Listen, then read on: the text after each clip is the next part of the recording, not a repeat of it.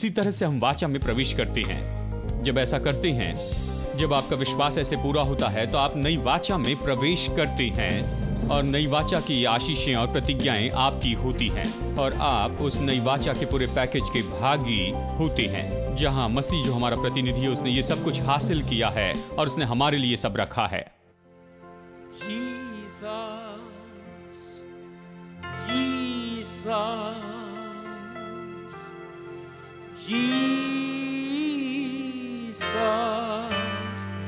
There's just something about that name. Master, Savior, Jesus, like the fragrance after the rain.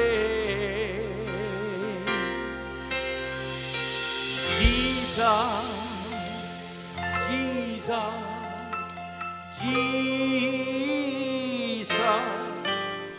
let all heaven and earth proclaim.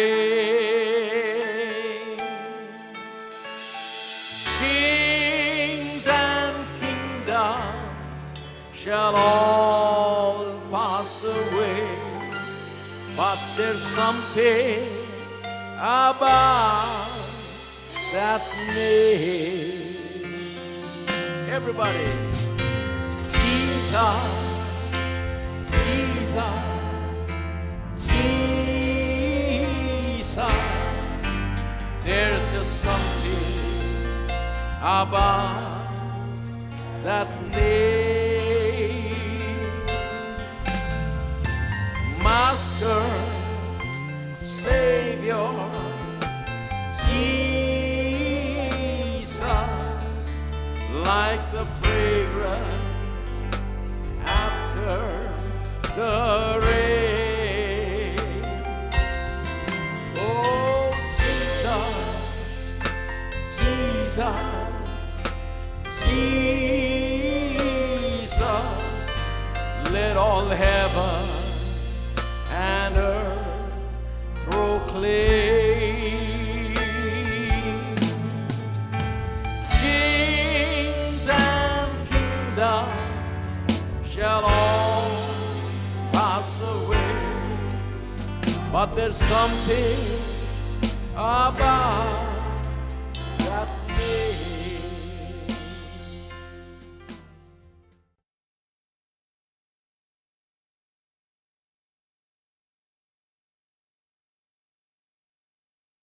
मैं आपको सही अर्थ देना चाहता हूं कि बपतिस्मा का मतलब क्या है। जैसे मैंने कहा, विश्वास में पूरा व्यक्तित्व जुड़ा है, आत्मा, प्राण और शरीर भी जुड़ा है। दिल से शुरू होता है, मन में पश्चाताप का परिणाम दिखता है, जहां मन में बदलाव आता है और तब ये ऐसे ही पूरा नहीं होता। देखिए, विश्वास ऐसे ही पूरा नहीं होता है इस शारीरिक प्रकटीकरण के बिना, जहां पर आप पानी के नीचे जाते हैं और पानी का बपतिस्मा लेते हैं। ये बाइबल की शिक्षा है। देखिए, जानते हैं, इसलिए यीशु ने जब चेलों को कहा, उसने कहा कि पूरे संसार में जाओ। मत्ती अध्याय 28 वचन 18, 19 और 20 से ये वचन कह रहा हूं, सारे जगत में जाओ, सुसमाचार प्रचार करो, चेले बनाओ और उन्हें पिता, पुत्र और पवित्र आत्मा के नाम से बपतिस्मा दो। ठीक है, और जो मैंने तुम्हें सिखाया वो सब मानना उन्हें सिखाओ। यानी यही पूरा पैकेज है कि एक सच्चा मसीही जीवन में आया हुआ बदलाव क्या है। जाकर प्रचार करो और चेले बनाओ और उन्हें पिता, पुत्र, पवित्र आत्मा के नाम में बपतिस्मा दो और उन्हें सिखाओ। उन्हें चर्च में रखकर निरंतर सिखाते चले जाओ।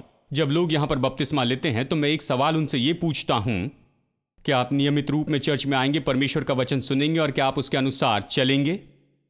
क्योंकि कुछ लोग सोचते हैं बपतिस्मा स्वर्ग का टिकट है, तो वो टिकट लेने के लिए आते हैं, जैसे वर्ल्ड कप का टिकट लेते हैं। वो कहते हैं, खैर भाई, मैं बपतिस्मा लेने के लिए आया हूं। तो मैं कहता, जाकर दूसरा चर्च ढूंढो। क्योंकि हम लोगों को बपतिस्मा देते इसलिए नहीं कि बस बपतिस्मा देकर स्वर्ग में भेज दे। हम लोगों को बपतिस्मा देते हैं ताकि उन्हें निरंतर सिखा सके, और हमारी जिम्मेदारी बपतिस्मा के साथ में खत्म नहीं होती है। हमारी जिम्मेदारी है कि उन्हें बपतिस्मा देने के बाद में निरंतर सिखाते चले जाएं, उन्हें मसीह की देह में रखें और निरंतर परमेश्वर के वचन के द्वारा उन्हें बनाते जाएं। तो ये एक सवाल है जो हम पूछते हैं, यानी देखिए हर समय, देखिए जब आज्ञा दी गई ये इस तरह से दी गई, जब हम मरकुस अध्याय 16 में देखते हैं कि यीशु ने कहा सारे संसार में जाकर सुसमाचार प्रचार करो। बपतिस्मा के बारे में बताया गया, बपतिस्मा तो वहां उसमें रखा गया है। ये नहीं कहता बस प्रचार करो और चेला बनाते चले जाओ, ये कहता है उन्हें बपतिस्मा दो। ये एक साथ में जुड़ा है। चलिए मैं पढ़ता हूं कि चेलों ने इसे कैसे किया। उन्होंने यीशु को ये कहते हुए सुना कि प्रचार करो और फिर बपतिस्मा दो, और अपने मन में उन्होंने इस बात को समझ लिया था कि इसका अर्थ क्या है, और उन्होंने बिल्कुल इसे वैसे ही किया जैसे उसने कहा था। मेरे साथ देखिए प्रेरित अध्याय 2, जल्दी से इसे देखते हैं। प्रेरित अध्याय 2 वचन 38 और 39। और फिर पतरस ने कहा, याद है पेंटिकॉस्ट के दिन पतरस ने प्रचार किया, उसने कहा पश्चाताप करो और बपतिस्मा लो। देखिए लोग अपने दिल में पूरी तरह से छिद गए थे। उन्होंने कहा हमें क्या करना चाहिए?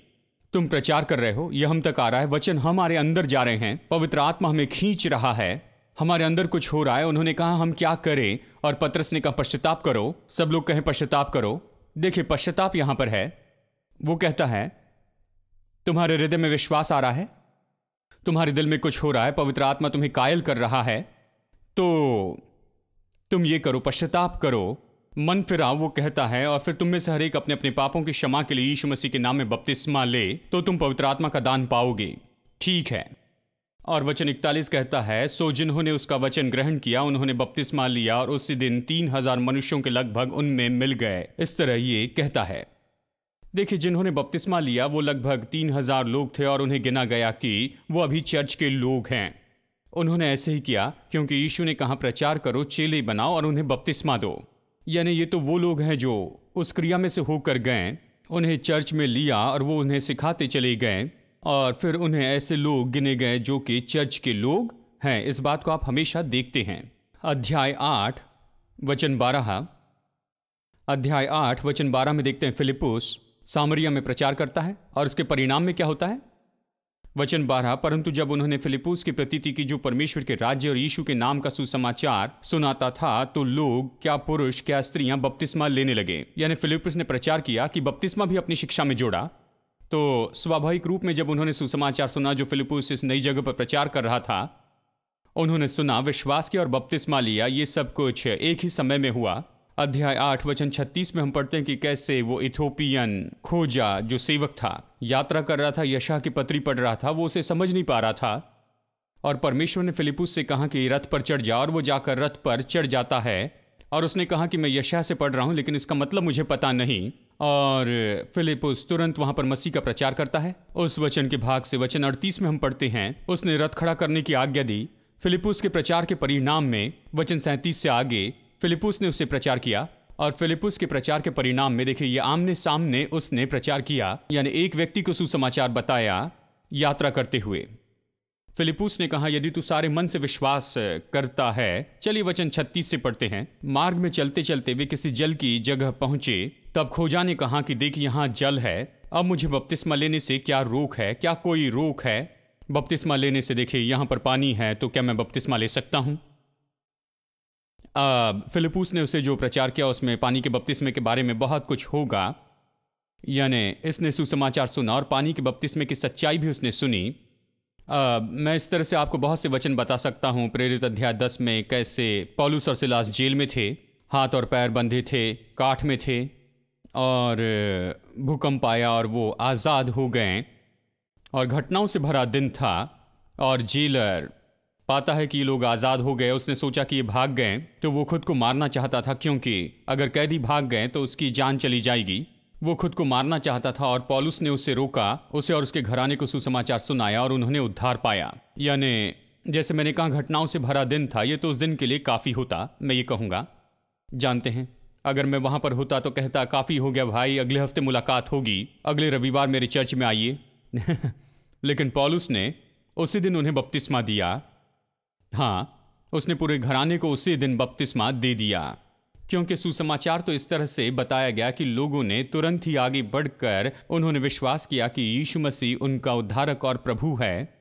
और उसके साथ ही जैसे उन्होंने विश्वास की इस क्रिया को पूरा किया, पश्चाताप किया और उन्होंने बपतिस्मा लिया, जो कि उसका बाहरी रूप था कि उन्होंने विश्वास किया है, यीशु मसीह पर विश्वास किया है और ये वाचा का चिन्ह है, नई वाचा का चिन्ह है।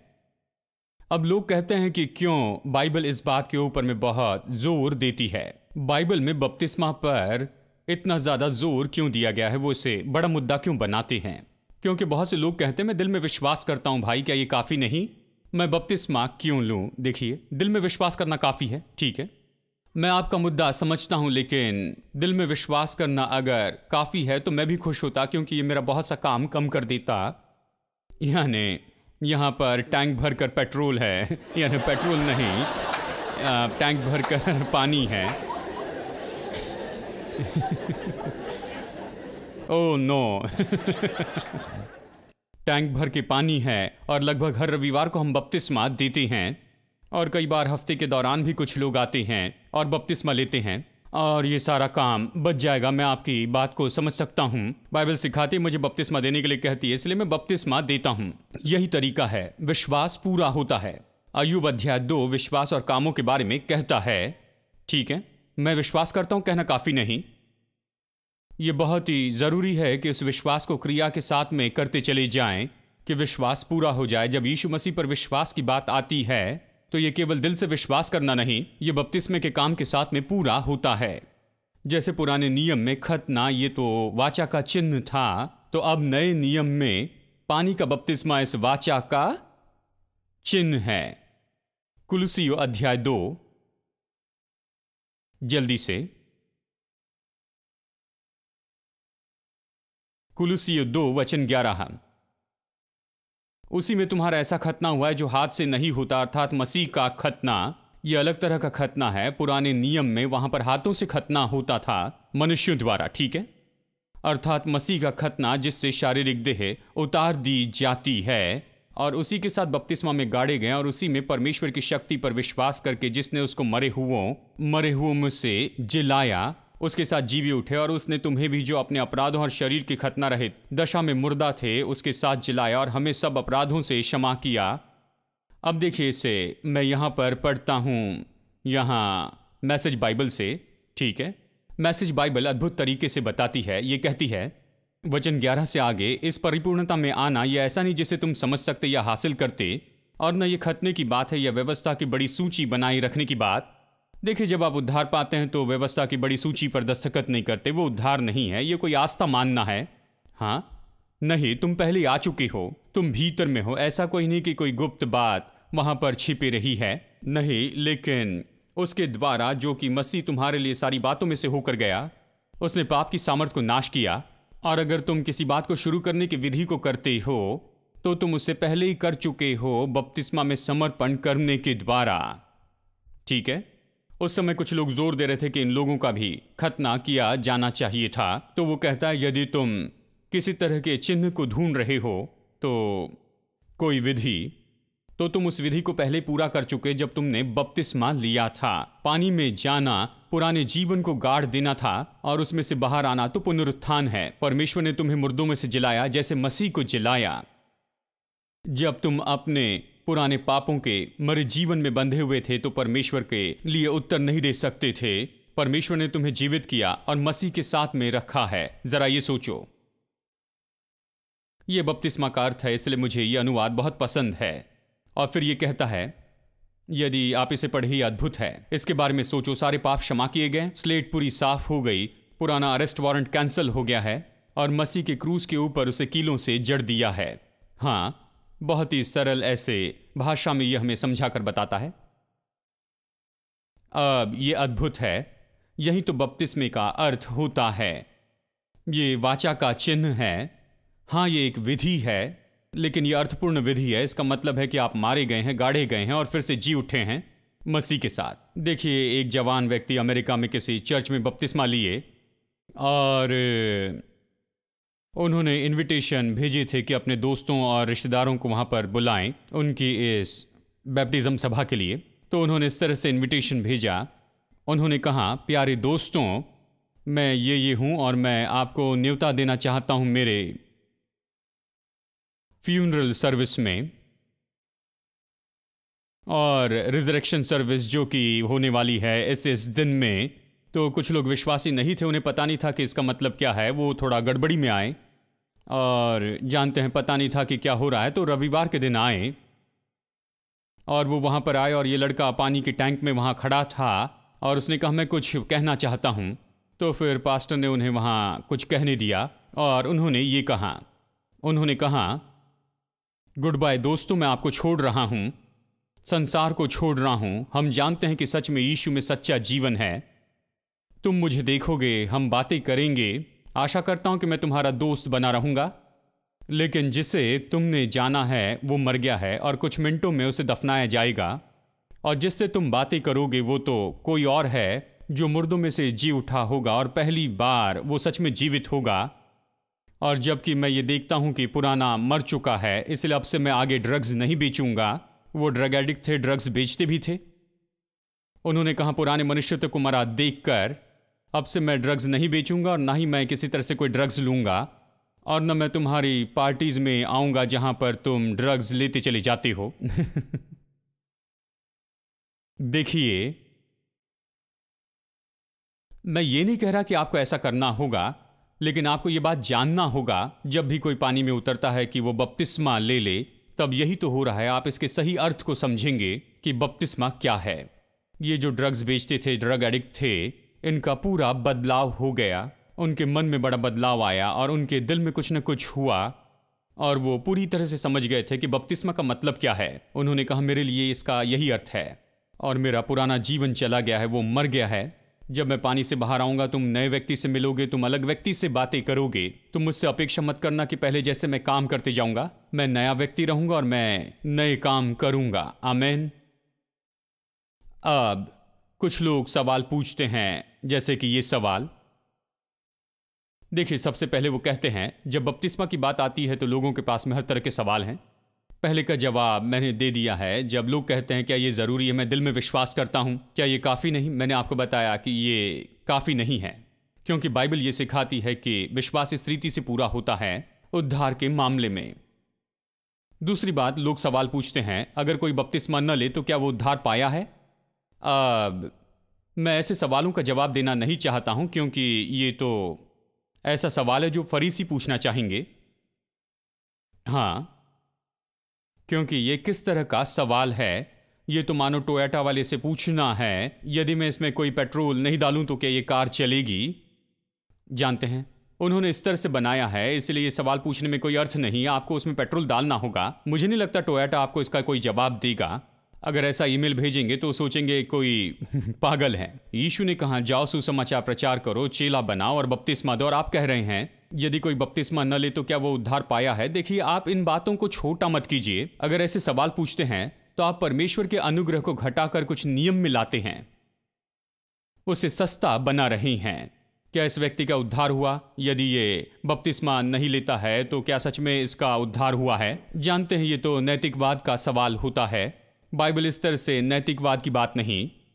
बाइबल नैतिकवाद की नहीं, ये जीवन देने वाली किताब है। ठीक है, तो कुछ लोग कहते हैं मैंने बपतिस्मा लिया लेकिन इसके बारे में ज़्यादा नहीं जानता था। ये सवाल है जो अक्सर लोग पूछते हैं। कुछ हफ्ते पहले यहाँ पर किसी ने मुझसे ये पूछा, यानी यदि किसी ने बपतिस्मा लिया है और उसे उस समय कुछ ज़्यादा समझ नहीं थी तो क्या उन्हें फिर से बपतिस्मा लेना पड़ेगा? ये सच्चा सवाल है। मैं समझ सकता हूँ कुछ लोग इसके बारे में गड़बड़ी में आते हैं। इसका जवाब है नहीं, आपको फिर से बपतिस्मा नहीं लेना है, क्योंकि ये ऐसा है अगर आप प्रभु के पास में आते हैं उसे उद्धारकर्ता बनाते हैं। ये भारतीय विवाह जैसे हैं।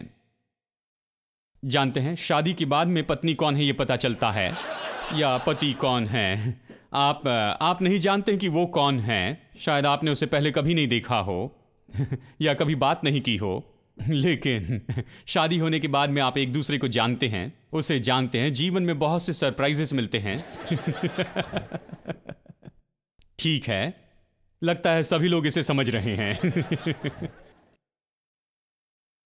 मुझे याद है एक कोर्स होता था हमारे अंडर ग्रेजुएट कोर्स में। वहाँ पर विषय था मैरिज एंड फैमिली। अमेरिका में ये कानूनन था। उन्होंने ये निश्चित कर लिया कि हर एक को मैरिज एंड फैमिली कोर्स करना है ग्रेजुएट होने के लिए। चाहे जो भी पढ़ रहे हैं, मैरिज एंड फैमिली विषय आपको लेना ही होगा, क्योंकि जानते हैं 4 में से 3 विवाह तलाक में बदल रहे हैं। तो वो सिखाना चाहते थे विवाह और परिवार के बारे में। जानते हैं, हमारी क्लास में कुछ भारतीय लोग थे, कुछ कोरियन, कुछ वियतनामी थे और कुछ अफ्रीकन विद्यार्थी थे। हम सभी को बताया गया कि हमारे देश में ये किस तरह से होता है। जब मेरा मौका आया तो मैंने खड़े होकर बताया कि हमारे देश में किस तरह से अरेंज मैरिज होते हैं। हमारे देश में सभी लोग इसके बारे में हंस रहे थे, सवाल पूछ रहे थे, और क्वेश्चन आंसर के समय में सच में मुझसे बड़े बड़े सवाल उन्होंने पूछे। उन दिनों में अगर मुझसे कोई सवाल पूछे तो मैं उल्टा सवाल पूछता था। तो मैंने उनकी ओर देखकर कहा, सुनिए, बाइबल में दोनों तरह के विवाह हैं। एक बार अब्राहम ने अपने दास को भेजा कि वो जाकर उसके बेटे के लिए पत्नी लाए, और वो बाहर जाता है, सुंदर लड़की को देखता है, उसे लेकर आता है, इसहाक की शादी होती है और वो बाद में बड़ी खुशी से रहे। ये भारतीय विवाह है। लेकिन उसके बाद में इसहाक का बेटा हुआ जो भागकर अमेरिका में चला गया।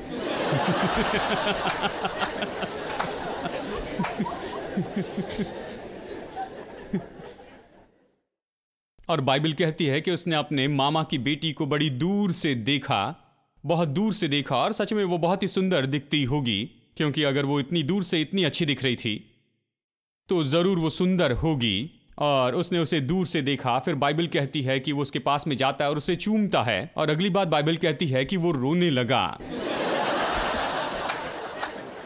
वो अगले 20 साल तक रोते रहा। मैं आपको ये बताने की कोशिश कर रहा हूं कि देखिए, भारत में जैसे विवाह होते हैं, आप प्रभु को जानने लगते हैं और बहुत ही कम जानते हैं।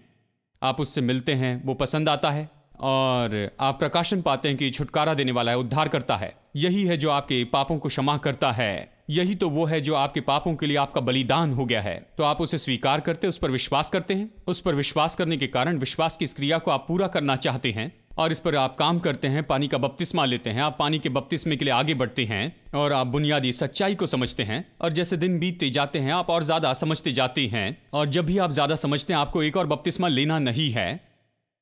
अगर ऐसा है तो हर 1-2 साल में आप बपतिस्मा लेते रहेंगे। मैं भी और ज्यादा समझ गया भाई, पिछले साल समझ नहीं रहा था, पिछले साल का बपतिस्मा भी किसी काम का नहीं है। ये जरूरी नहीं है। आप बुनियादी बातों को समझते हैं और आप बपतिस्मा लेते हैं। अभी आप और ज्यादा समझने लगते हैं। जितना ज्यादा समझेंगे उतना अच्छा होता है। हर साल, हर महीने और हर एक दिन ये सीखने का दिन है। आप मसीह यीशु के ज्ञान में आगे बढ़ते चले जाएं। आमेन। लोग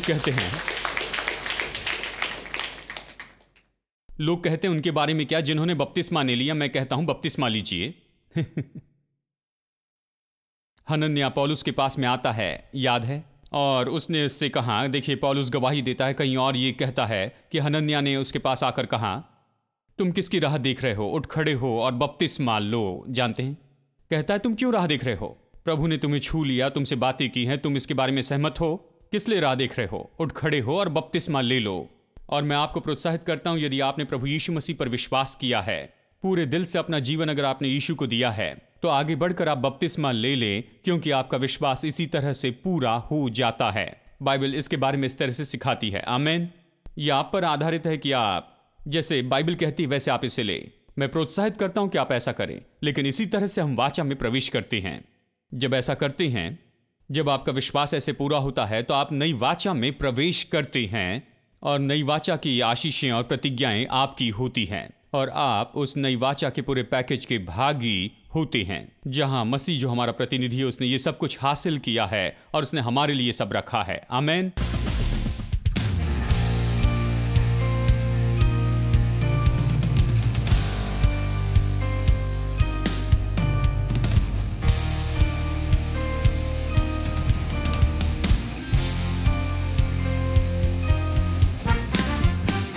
Every praise is to our God.